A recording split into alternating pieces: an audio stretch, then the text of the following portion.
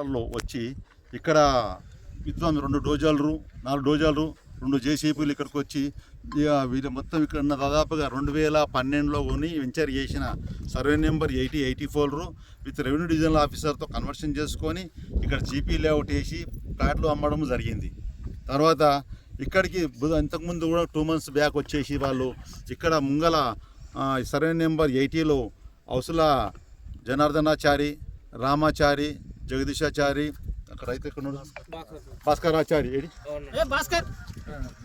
భాస్కరాచారి వాళ్ళ రైతులు దాదాపుగా సర్వే నెంబర్ ఇక్కడ వాళ్ళ 80 సర్వే నెంబర్లో ఒక 2 నెలలు అంటే మా పాప మ్యారేజ్ ముందు 2 నెలలు 2 months బ్యాక్ అక్కడ 6 ఎకరాల్లో కబ్జా తీసుకోవడానికి ప్రయత్నించారు భాస్కరాచారి. వాళ్ళు గత 70 సంవత్సరాల నుంచి వాళ్ళకు వంశపారంపరంగా వాళ్ళకు వచ్చిన పొలం అక్కడ ఆక్రమించడానికి ప్రయత్నం చేస్తే 50 మందితో ప్రయత్నం చేస్తే అక్కడ నుంచి వాళ్ళ గ్రామస్తులందరి నుంచి పంపించడం జరిగింది. జరిగిన తర్వాత మళ్ళీ రీసెంట్లో బుధవారం రోజు వచ్చి ఇక్కడ వాళ్ళకి వాస్తవానికి ఇక్కడ నైసర్గికంగా ఫిజికల్ పొజిషన్ ఎక్కడుంది, ఈ పొలం ఎక్కడుంది, కంసాన్పల్లి ల్యాండ్ ఎక్కడుంది అని వాళ్ళకి తెలియదు.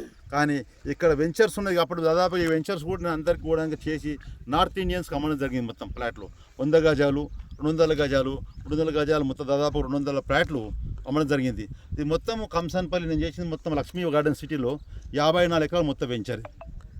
54 ఎకరాల వెంచర్లు ఈ 10 ఎకరాల వెంచర్ మీద ఏం చేసిందంటే మొత్తం సర్వే నెంబర్ 8084 వచ్చేసి మొత్తం ధ్వంసం చేసి రాళ్ళు ధ్వంసం చేసిన నాకు బుధవారం మార్నింగ్ నాకు 11 o'clock తెలిసిన తర్వాత నేను కొంతమంది గ్రామస్తులు రావడం జరిగింది ఇక్కడికి.